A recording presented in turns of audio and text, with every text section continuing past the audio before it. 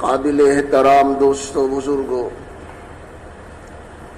اللہ تعالیٰ نے انسانوں کو اشرف المخلوقات بنایا ہے، اپنی تمام مخلوق میں سب سے برتر، سب سے اعلیٰ بنایا ہے۔ اللہ تعالیٰ نے انسان کو سمجھ دیا ہے، یہ اس کے بڑے ہونے کی نشانی ہے۔ جو شعور، جو سمجھ بوجھ ایک اللہ نے انسان کو دیا ہے، وہ کسی دوسری مخلوق کو وہ شعور نہیں دیا ہے۔ تبھی تو یہ انسان اپنے سے زیادہ بھاری گھوڑے پر زین لگا کر سواری کر لیتا ہے، اپنے سے کئی گنا زیادہ وزنی اونٹ کو پر سواری کر لیتا ہے، بھاری بھرکم ہاتھی اس کے اوپر سوار ہو جاتا ہے، موٹے اور اچھے خاصے بیل ان سے کھیت جوتتا ہے، شیر کو بھی قابو میں کر لیتا ہے۔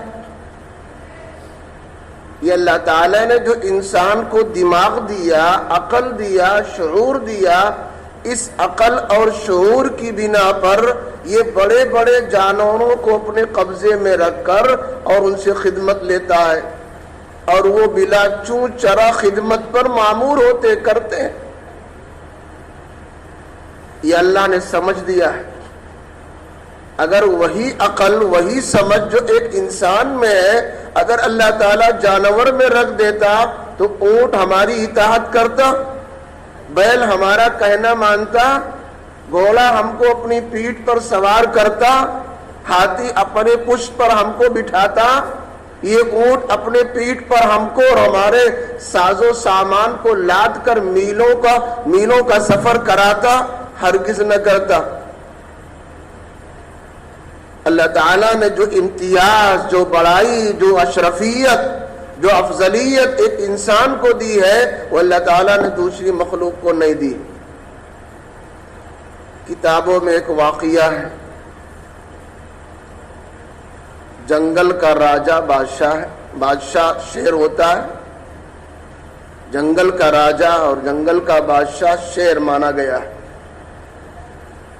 ایک بڑا طاقتور شیر تھا، اس کا آخری وقت ہوا، مرنے لگا، تو اس نے اپنے بیٹے کو، جو شیر کا بچہ تھا، اس کو اس نے نصیحت کی کہ بیٹا تم سب کے پاس جانا آنا، تم سب کے بادشاہ ہو، مگر انسان سے بچ کر رہنا۔ اس کے بعد مر گیا۔ اس کے مرنے کے بعد یہ بچہ اس کا ولی عہد بنا، اس کا خلیفہ بنا، یہ بھی جنگل کا راجہ بنا۔ اس نے سوچا میرا باپ بادشاہ تھا، جنگل کا راجہ تھا، سارے جانور میرے باپ سے ڈرتے تھے، یہ انسان کیا مصیبت ہے کہ انسان سے میرا باپ بھی ڈرتا تھا۔ ذرا اس مصیبت کو دیکھنا چاہیے کہ انسان کیا مصیبت آخر ہے، کیا بلا ہے۔ چنانچہ انسان کے بارے میں جانکاری لینے کے لیے ایک دن وہ شیر کا بچہ، جو موجودہ شیر ہے اور موجودہ جنگل کا راجہ ہے، وہ نکلا۔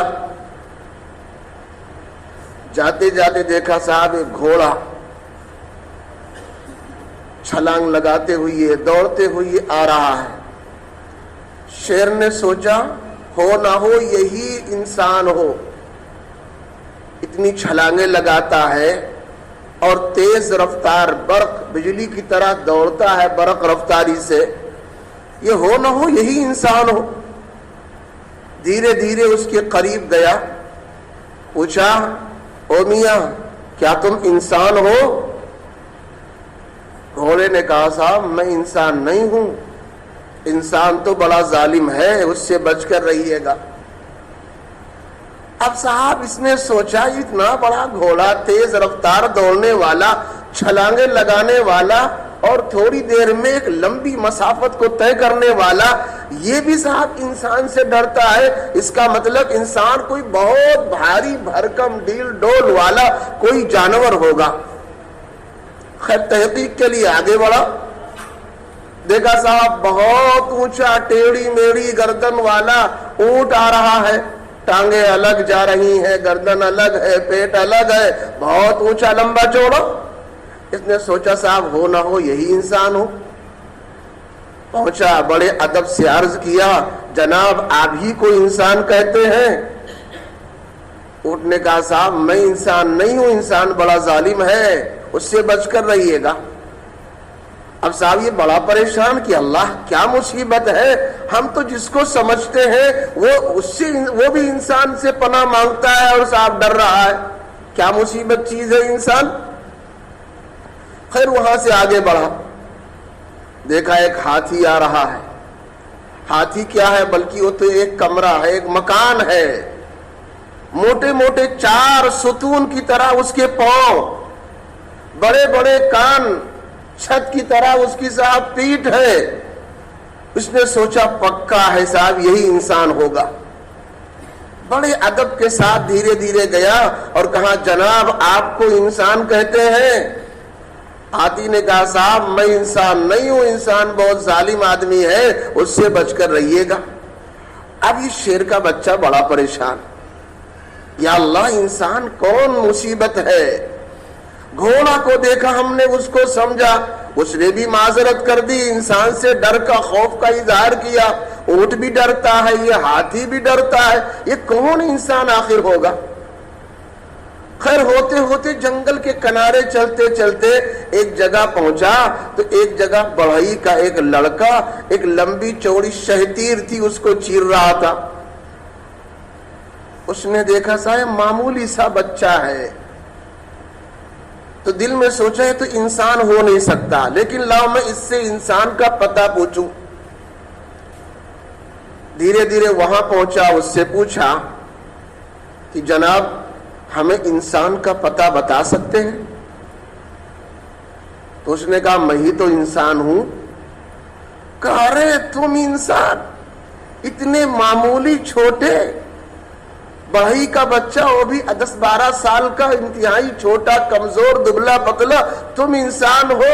یہ تو پوری دنیا بیوقوف ہے جو انسان سے ڈرتی ہے، ہم تو اس کو ایک چپیٹے میں، ایک تھپڑ میں اس کو صاحب کیا ختم کر دیں گے۔ اس نے کہا تم ہی انسان ہو، تم کو تو ہم 1 منٹ میں کھا کر ختم کر دیں گے۔ بڑھئی کے بچے نے کہا ہاں آپ تو بڑے طاقتور ہیں، آپ تو جب چاہیں مجھے کھا لیں، لیکن میری ایک گزارش ہے، اگر آپ بڑے طاقتور ہیں ایک کام کر دو۔ کہا کیا کام ہے؟ موٹی لکڑی جب وہ چیرتا تھا تو ایک بار کی موٹی لکڑیاں نہیں چرتی ہیں، تھوڑی سی چیری، اس میں ایک کھونٹی ڈال دیا اس نے۔